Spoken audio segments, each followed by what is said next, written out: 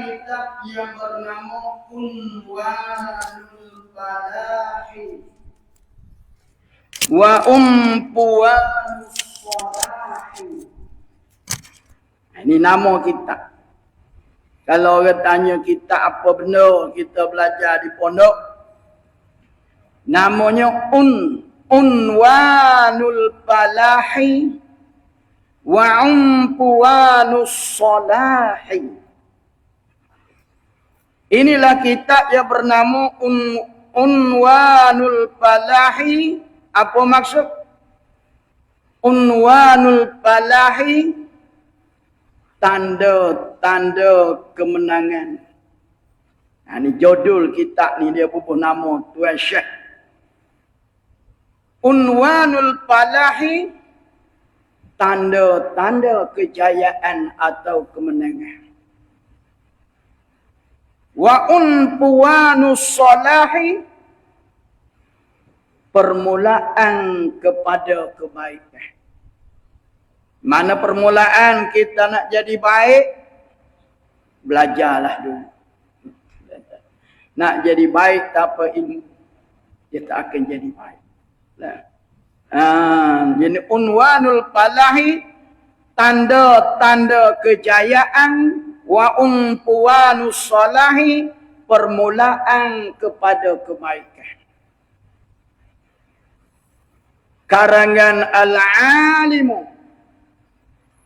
Siapa penyusun kitab? Karangan Al-Alimu Al-Allamatu Ahmad bin Muhammad Zain bin Mustafa bin Muhammad Al-Fatah. Nah, jadi kita ini disusun, ditulis oleh seorang ulama yang masyhur, namanya Al-Alimu, orang yang alim. Al-Allamatu, sangat alim. Al-Allamah, sangat alim. Siapa dia? Al-Syaikhu Ahmad bin Muhammad Zain bin Mustafa bin Muhammad Al-Fatah, yang mana mengikut biodata Syekh ini, Syekh Ahmad bin Muhammad Zain ini, dia lahir pada tahun 1272 Hijrah. 1272 Hijrah. Bersamaan dengan 1856 Masihi. Nah, dia ni krian sikit pada Syekh Daud. Syekh Daud dulu lagi. Nah, 1856 Masihi.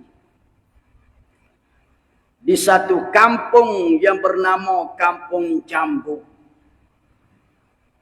Kampung Jambu, Jerin Patoni. Jerin Patoni pada malam Jumaat 5 Syakban. Itu biodata dia lahir. Dia lahir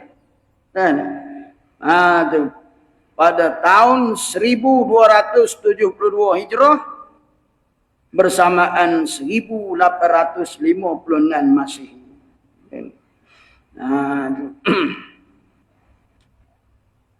Yang mana beliau ni, Syekh Ahmad ni, beliau berhijrah ke Makkatul Mukarramah.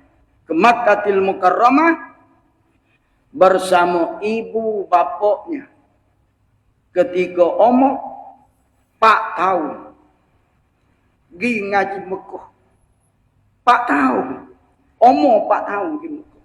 Masya Allah. Umur 4 tahun. Ayah dia bawa pergi Mekah. Pakai duduk Mekah. Umur 4 tahun. Baik.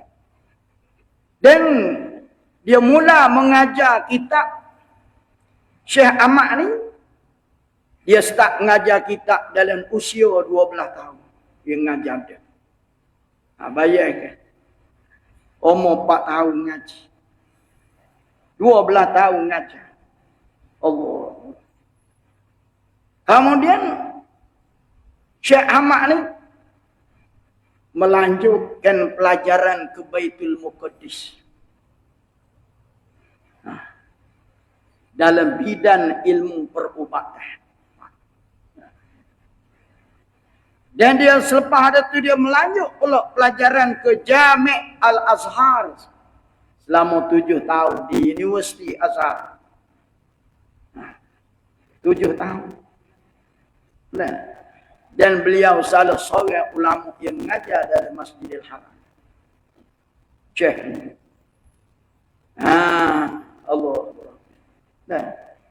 Dan beliau kembali ke rahmatullah pada malam Jumaat 11 Zulhijjah 1325 Hijrah. Bersamaan 1908 Masehi. Berapa umur dia? Muda. 53 tahun gitu dah. Bayangkan, dia lahir 1856. Dia wafat 1908. Maka salah seorang anak murid dia di Kelantan ialah Tok Kenali. Tok Kenali itu anak murid dia. Tok Kenali dah. Jadi dia meninggal dunia pada 11 Zulhijjah tahun 1325 ketika sedang mengerjakan ibadat haji. Musim haji. Dia tengah buat ibadat haji. 11 Zulhijjah. Ibadat haji bermula 9 Zulhijjah. 9, 10, 11. Dia meninggal 11. Sedang mengerjakan ibadat haji. Malam Jumaat pada waktu maghrib. Pada waktu maghrib dan jenazah beliau dikebumikan di kubur Ma'lah. Dikebumikan di kubur Ma'lah berdekatan dengan kubur Ummul Mukminin Siti Khadijah radhiyallahu anha. Itulah bayu data lebih kurang.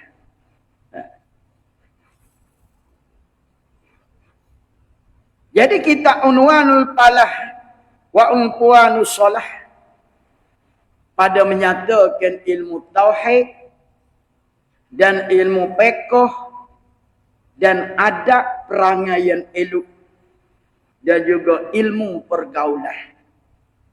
Ilmu akhlak. Jadi tidak tauhid sajalah. Berbeza dengan kitab Durus Samin khusus tentang tauhid. Ini tauhid, fiqh dan ilmu adab, akhlak.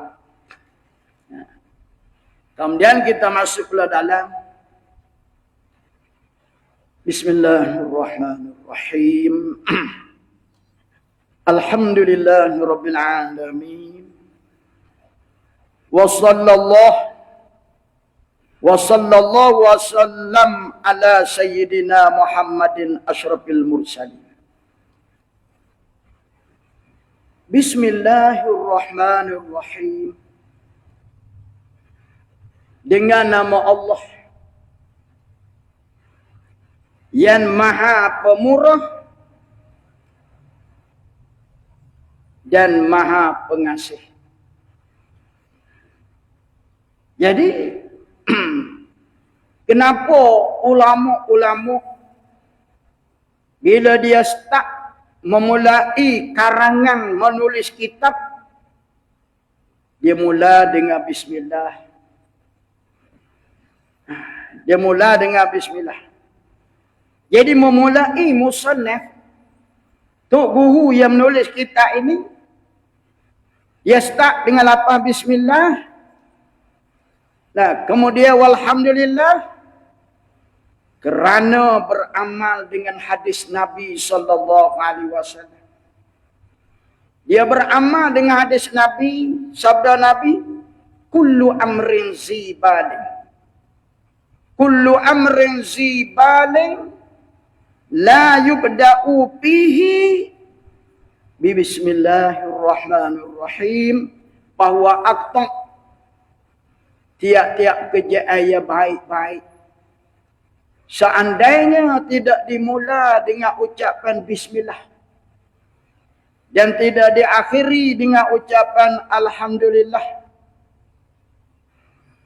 jawabannya bahwa akta, maka kerjaan itu tidak berkat. Seperti lembu tidak ada ekornya, tidak ada barakah. Maka lalu itulah, jadi berdasar pada hadis itulah tiap-tiap ulama bila dia menyusun kitab, dia mula dengan lafaz bismillahirrahmanirrahim. Bismillah dengan nama Allah. Bismillah ay abtadi'u bi bismillah. Kata ulama yang menyusun ini, bismillah ay abtadi'u bi bismillah. Aku mula dengan ucapan bismillah. Jadi bismillah ni, ba tu tepat takluk dianya abtadi'u. Kalau nasbah bagi kita makhluk, takdir takluknya bismi ay abtadi'u bismillahirrahmanirrahim. Aku mula dengan nama Allah. Adapun Allah Ta'ala, dia mula dengan bismillah, dia tidak beranjak pada takdir. Ayat yang keluar datang daripada Allah tidak perlu takdir. Adapun daripada kita makhluk ni perlu takdir. Kenapa? Karena bismillah, lafaz bismi itu, makna bismi, pada kata bismi. Apa maksud bi itu? Seluruh Al-Quran 30 juzuk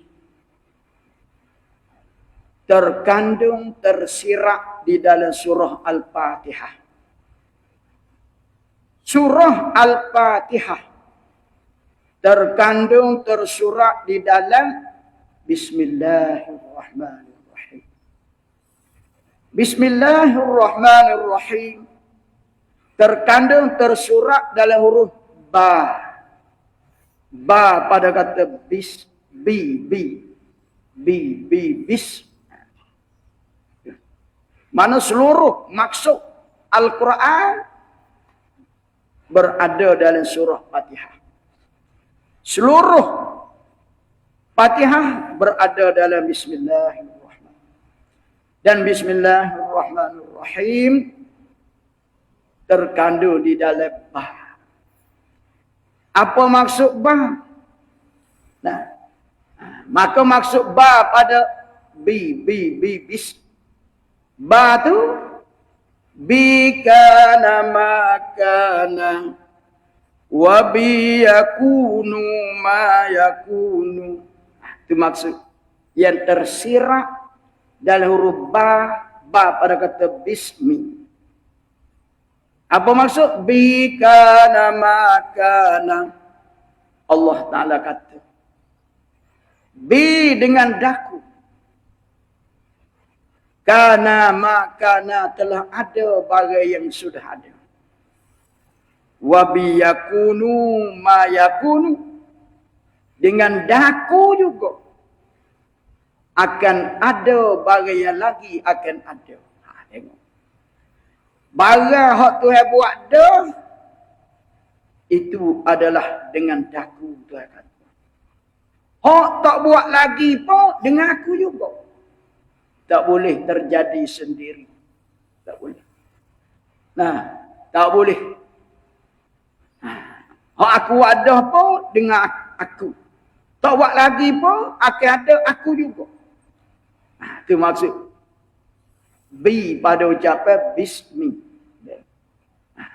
Maksud yang tersirat. Apa maksud? Bismillah dengan nama Allah. Siapa Allah? Allah ialah nama bagi zat yang wajib al-wujud. Zat yang wajib ada. Allah ni nama bagi zat yang wajib ada. Wajib ada. Yang mana Allah ni dia panggil khasum. Bil labzi khas mana tertentu lafaz Allah. Kalimah Allah ni pada lafaz iaitu tertentu nama Allah bagi Allah juga. Tidak harus kita pernamakan makhluk dengan nama Allah, tidak boleh. Kalau kita nak bubuh nama anak kita Allah, haram. Tak boleh. Kecuali dengan lafaz sandaran Abdullah. Boleh. Kalau nak bernama Allah saja tidak boleh. Haram, tidak harus. Satu masa dulu ada orang Arab. Oleh kerana dia terlapar syok. Bila isteri dia baru melahirkan anak, dia letak nama anak dia tu Allah. Maknanya kuat semangat dia letak nama Allah. Anak dia. Waktu kuat Islam dia letak nama Allah. Hukum haram. Bila dia letak nama anak dia Allah, maka Allah kerana tidak izin. Selepas dia rasmi letak nama anak dia nama Allah, Allah Ta'ala matikan anak dia tu dengan panah peti. Allah hantar peti. Mari ribut piu. Mati anak dia. Hak nama Allah. Tak boleh. Bayangkan kalau budak ni besar nama Allah. Maka orang kata ni Allah. Kenapa? Tak boleh. Tak boleh bubuh nama. Betul Allah ni khasun bil labzi. Yang nama Allah ni khas pada lafaz Allah saja. Milik Allah tak boleh. Kecuali dengan lafaz sandaran Abdullah, Saifullah. Lain lah. Memang Allah saja tidak boleh. Haram. Dia panggil khas. Dan khasun bil makna. Allah ni juga khas pada makna. Apa maksud khas pada makna? Ma'budu bihaqqin, yang disembah dengan sebenar-benarnya Allah. Sembahan yang lain tidak sebenar.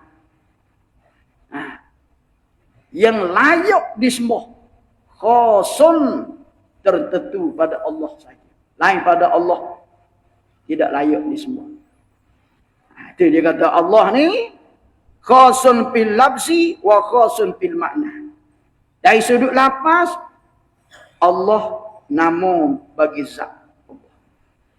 Dari sudut makna khas ma'budu bihaqqin, yang disembah dengan sebenar ialah Allah. Lain pada Allah semua itu palsu lah. Ar-Rahman, Allah Maha Pemurah. Ar-Rahman, Allah Maha Pemurah. Ar-Rahman ni nama bagi zat yang bersifat dengan pemurah. Siapa dia bersifat dengan pemurah? Allah. Jadi Ar-Rahman ni khasun bil labzi. Pada lafaz Ar-Rahman khas milik Allah. Tidak boleh kita nak buh nama anak kita Rahman, tak boleh. Kecuali Abdul Rahman. Jangan tak nama, tak baik. Nak tak nama Rahman, tak boleh. Kena Abdul Rahman. Tu pasal Rahman ni khas. Nama bagi zat Allah dia bersifat umur. Maka tidak harus kita pernamakan makhluk dengan nama Rahman, tak boleh. Kena Abdur Rahman. Dan umum dari sudut mana?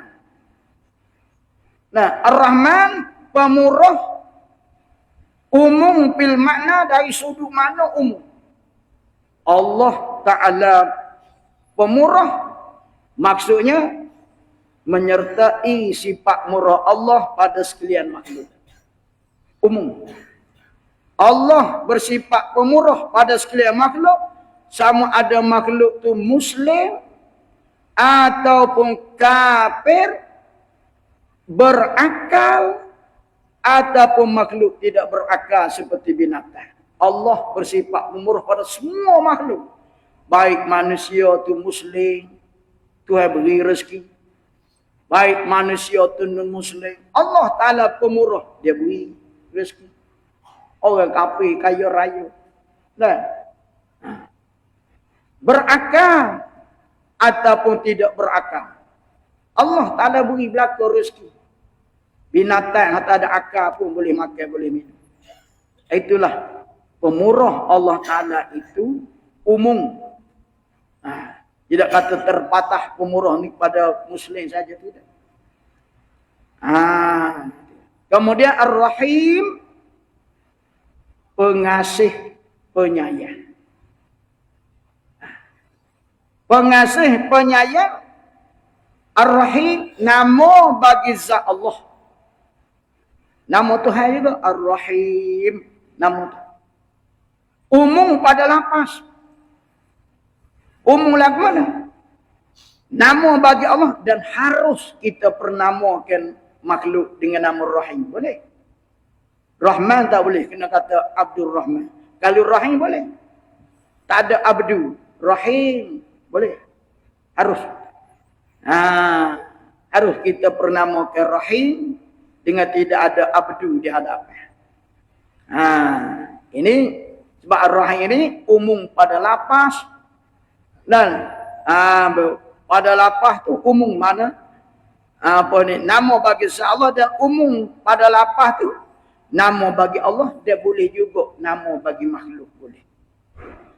Adapun dari sudut makna, dari sudut makna kasih sayang Allah, Ar-Rahim Maha Penyayang, maka kasih sayang Allah ini khas. Khasun fil makna, dari sudut makna khusus. Khusus bagi siapa? Tertentu kasih sayang Allah bagi orang mukmin di dalam negeri akhirat. Adapun di akhirat sana, Allah kasih pada orang mukmin, lalu orang mukmin dimasukkan neraka. Allah Ta'ala tidak kasih pada orang non-Muslim, maka non-Muslim dicapuk dari neraka. Itu perlu kita tahu. Jadi itu maksud Allah Ta'ala Maha Pemurah. Dia beri belaka. Dia bersifat, dia beri belaka. Pemurah Allah mengatasi marah. Walaupun dia marah pada orang tak sembahyang, tapi dia beri juga rezeki. Dia marah pada orang non-Muslim, tapi dia beri juga. Inilah kata pemurah. Kalau kita manusia, kalau kita marah, kita beri ke orang. Dan kita nak marah pada satu orang, kita beri benda dia. Tak beri. Tapi Allah sifat pemurah dia, dia beri juga rezeki pada orang kafir, walaupun dia marah orang kafir, tapi rezeki dia beri. Itu makna pemurah. Jadi penyusun kita ni start dengan segala puji dengan nama Allah yang amat pemurah lagi amat pengasih. Pengasih ni kan Allah Ta'ala kasih hanya pada orang mukmin saja. Mana? Di akhirat. Adapun di dunia ni kalau kita tengok. orang non-Muslim kaya raya, tinah orang Islam kan, tuan bui kuasa ini dunia. Adapun di akhirat Allah Taala tidak kasih kepada orang yang derhaka pada dia. Jadi kesimpulannya, maka sunat tiap-tiap kerjaan kullu amrin zibalin la yubda'u bihi bi bismillah, tiap-tiap kerjaan yang tidak mula dengan baca bismillah fahuwa aqta, tidak berkat. Bagus, tiap benda baik. Zibalin ni kerjaan yang baik. Kerjaan yang tak baik jangan, dosa. Misalnya kita nak curi, bismillahirrahmanirrahim, kita pun selu saku poket orang, dosa. Curi dosa dah, baca bismillah pula nak buat maksiat lagi berdosa. Balik kerjaan yang baik-baik. Nak naik kereta, nak makan nasi. Apa saja kerjaan yang baik, kerjaan yang tidak berdosa. Kita baca bismillah. Sunat. Jadi ada satu, jangan tinggallah baca bismillah. Mudah-mudahan kerjaan kita jadi barakah. Wallahu a'lam. Subhanaka la wala haula wala quwwata illa billahil aliyyil azim.